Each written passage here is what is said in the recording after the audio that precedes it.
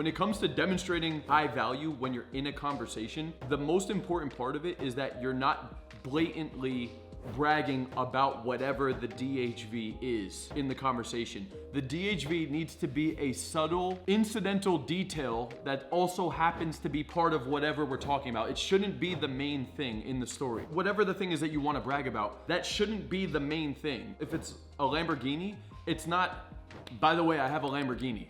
That's me just straight up saying I have a Lamborghini. That should just be a small detail that's part of a bigger story. What you guys should be doing is you want to get an understanding of what are normal stories I would say in my life, and then how can I kind of sprinkle in some of these DHVs into the story. So the Lambo shouldn't be the story. It should be a detail in a bigger story. The Lambo itself, you don't even need to talk about. That's a material thing that the girl would eventually see at some point. When it's something that's very obvious, like a Lambo or a nice watch, just understand that you don't talk about those things. The girl will see those things. I have a watch that I typically wear when I go out. It's like a pretty flashy watch. Ironically enough, it's not that expensive. I bought it for 250 bucks. People think the watch is really nice, but I never talk about the watch.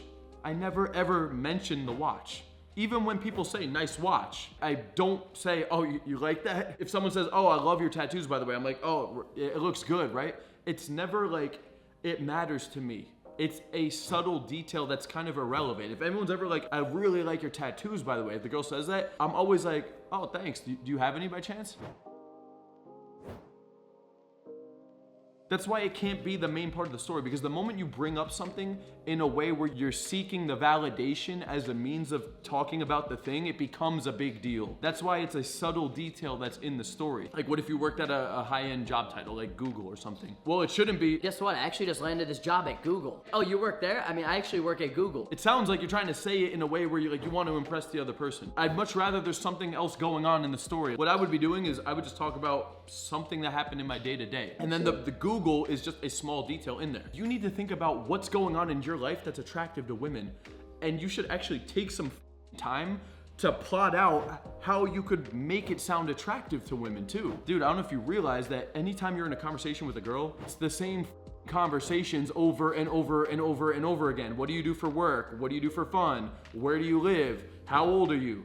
You guys need to start practicing getting these phrases dialed in. You don't need to say the exact same thing every single time, but you should start playing around with this stuff. Start thinking about the way you answered that question when the last time you were on that date. Start thinking about the way the last time you were talking to that girl. How did the conversation go? Okay, she asked me this. When I asked her that, damn, how could I have made this sound more attractive?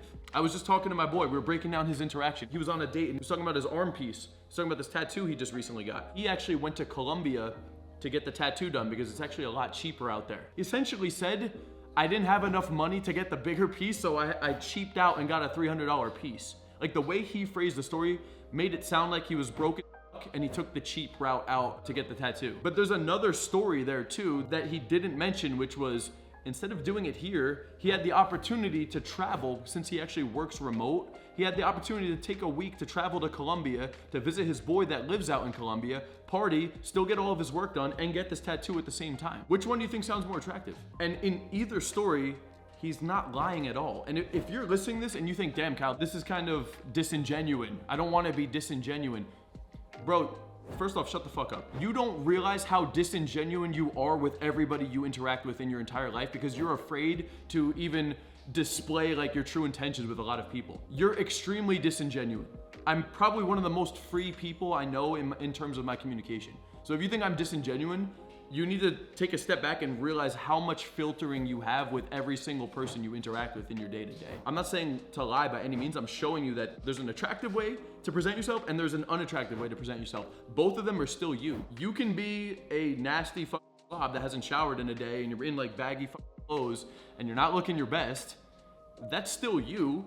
Or if you're gonna go on a date, you shower and you dress yourself up and you put on cologne and doll yourself up and then you go out and you don't even act like yourself, dude. But yet, what I'm saying is disingenuous? No, like, this is how to just present the most attractive, best version of the dude you are. Okay, so you need to practice this stuff. And as you get better and better with it, your communication, your storytelling, the way you could talk about yourself, you start to present yourself in a way more attractive way to both men and women. If you're interested in learning more about these principles, if you want to work with me personally to implement this stuff into your own life, I can help you with that. I'm the fucking guy for that, okay? Click the link in the description. You can fill out an application and book a free consultation call for an opportunity to work with me personally. The link is in the description. I've helped hundreds, if not thousands of men over the last couple years make massive transformations in their dating life. I know what the fuck I'm doing. I've created a coaching program where we could work with you directly, give you live feedback, show you the entire step-by-step structure to bring you from where you are right now to achieving the dating life of your dreams, okay? Click the link below, book out that free consultation call so we can discuss more details about it. That's all for this video, guys. Until next time, Coach Kyle signing out. Peace out.